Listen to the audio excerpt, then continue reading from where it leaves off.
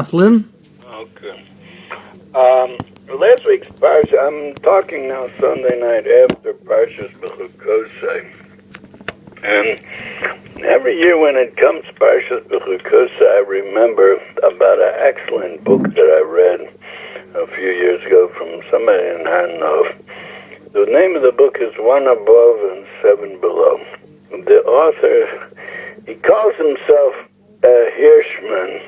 Yehezkal hirshman. But his real name is Stark, Tzvi Stark.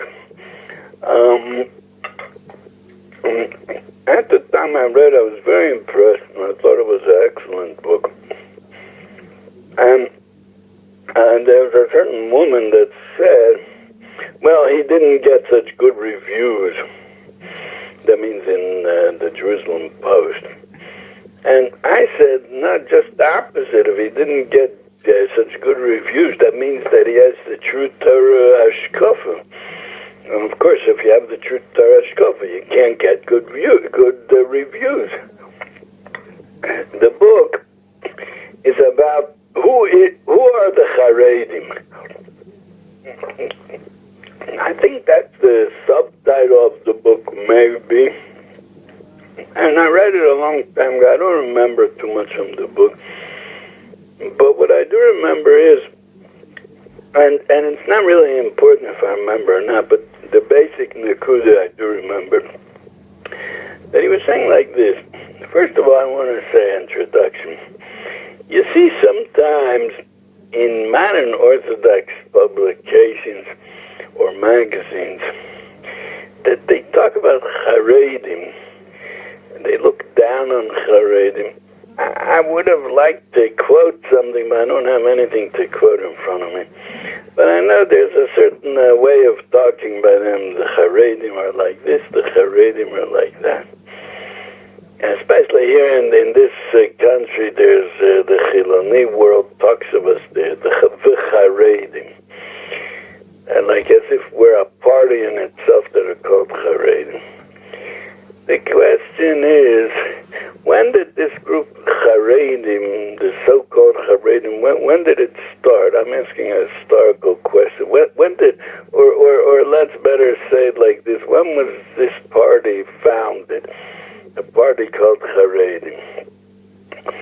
Now, and the answer is, it was never founded. The party called Haredim was never founded, and it never started, and it's not a party. It started from Moshe Rabbeinu. He was the founder of the Haredim. Moshe Rabbeinu is the one that gave the Torah. That means he was Hashem's shliach to give the Torah to Klal Yisrael. He was chosen to be that shliach, and he's called Moshe Rabbeinu because he's the Rebbe, Ad Sof Kadosh, he's the Rebbe of Klal Yisrael. And he gave a Torah. And we're just going in that way. The way that Moshe Rabbeinu taught us, the way the Chazal, the Talmidim of Moshe Rabbeinu, like it says in the Gemara, says in Yuma, by the Kohen Gadol, that they were Moshe Shnei, Talmidei Chachomim. They gave him over when they were preparing him for in the 7 days when he's getting ready to go to do the Avodah of Yom Kippur, they give him two Talmidei Chachomim mitalmidov shel Moshe Rabbeinu. That's the Lashon HaGemara. In fact, just to make sure, let me open up the Gemara and look at it inside. The Gemara in the beginning of Yuma, everybody remembers that 7 days before Yom Kippur, they prepare the Kohen Gadol. He goes to a special lishka to be there for 7 days. So the Gemara says that they're Moshe. Here it is, I think.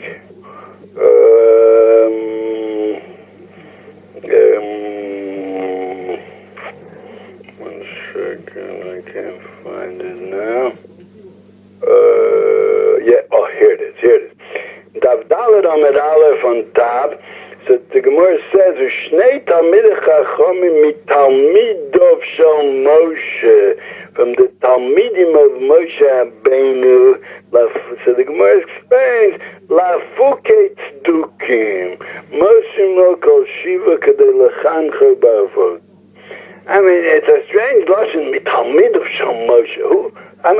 Who else could be the Rebbe if not Moshe Rabbeinu? There it says there was such a thing as Tzdukim. So you might think maybe then. On that the Gemara says, no, Talmid of Shal Moshe. Now, the Haredim, they're Talmid of Shal Moshe. What are the Haredim doing anything different than what was in all generations? Are we going away from the same way as our grandfathers and great-grandfathers? Why is it that the modern give us a name, Haredim? The truth, I shouldn't even talk about this. What do I care what the outsiders say? What do I care? What they cause and what they think of us. But I just want to clarify this issue because I've heard from a certain youngster. In fact, my son, that he's from Zalman, he says he doesn't want to be a haredi, doesn't want to raise his children to be haredi. What does that mean? What is that different than saying being Jewish? I don't want to be Jewish. Nobody ever said that. So what's being haredi different than being Jewish? So the answer is like this. That the name haredi started when parties started. That means that in a certain time point in history, I don't know exactly when, but it's in recent generations, there started such a thing as parties. There's the Dati Leumi party. There was in Russia, there was such a thing as the Bundistim.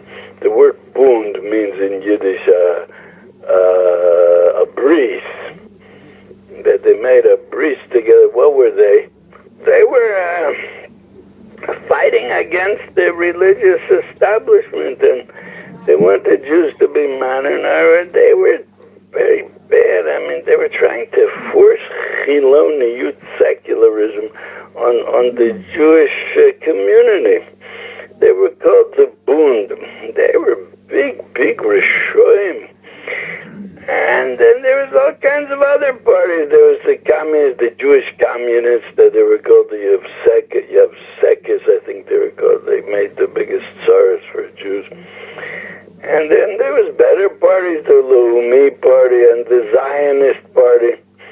And because of that, we had to also give ourselves a name. So they made Agudas Yisrael started.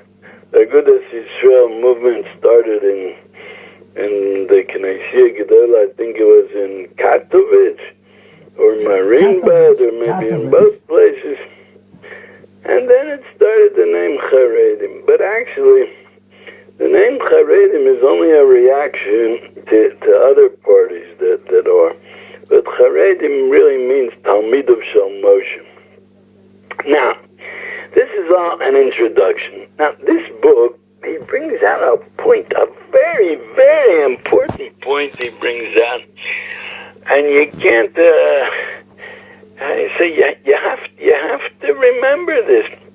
He says like this, a haredi means somebody that's mekayim the pasuk im bechukosai teilechu, the first pasuk in Parshas Bechukosai. That's what a haredi is. And actually, the word haredi means, the Navi Yeshaya says in the last parak, and we learn it on Shabbos Rosh Chodesh, it says, Ve'al abit, Hashem says. Who do I look at? Be'emes Hashem says, Hashemayim kisi, v'aretz adom raglai. The whole world is only the little stool that I put my feet on. And everything belongs to me.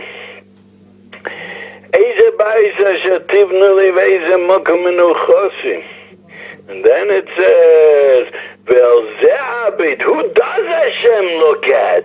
Who does he pay attention to in this low world?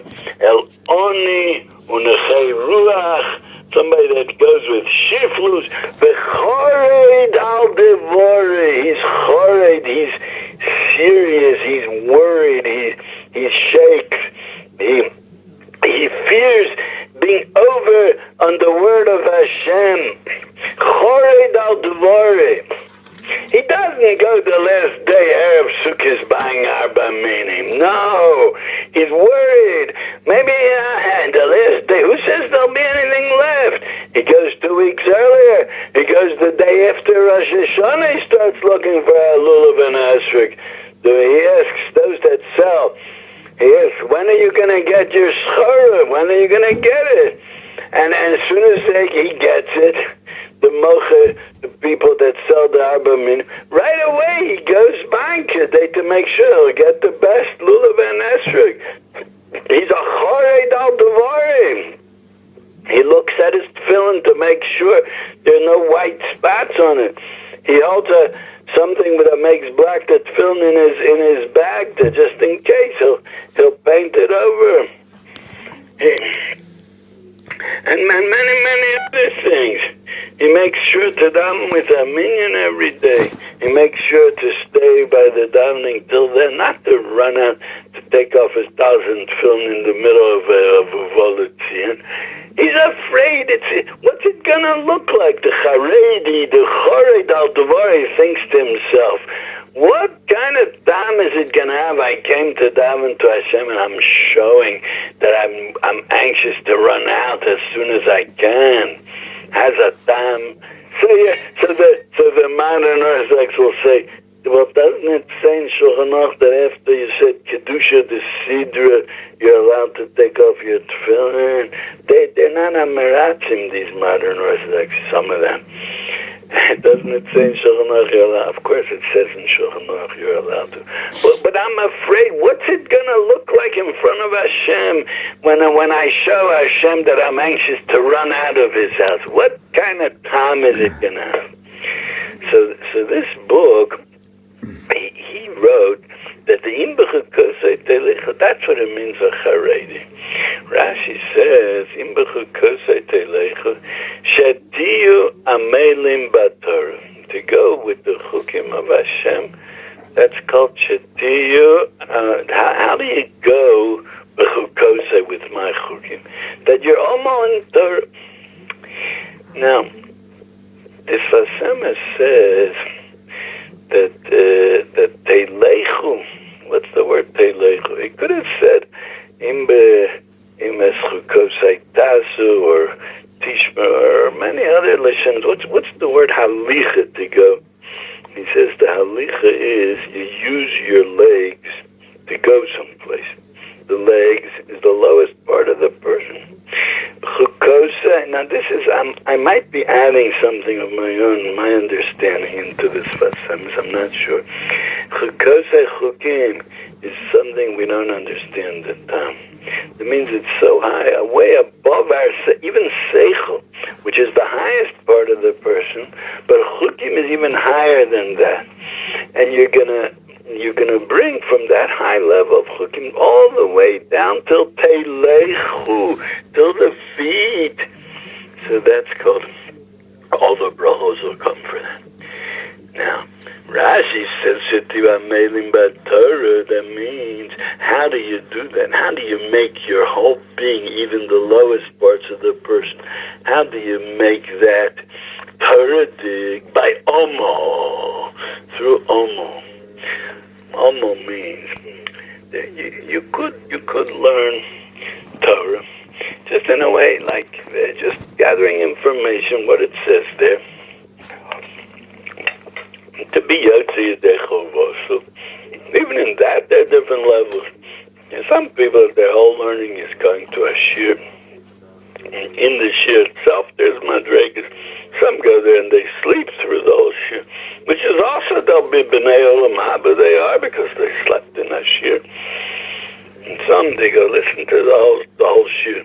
Some even prepare the shir in order that when they go there, they should be familiar with the Gemara. They should get a better understanding from the shir. And there's some people, but all that. Rabbi Kaplan, we'll take a break now. Thank you.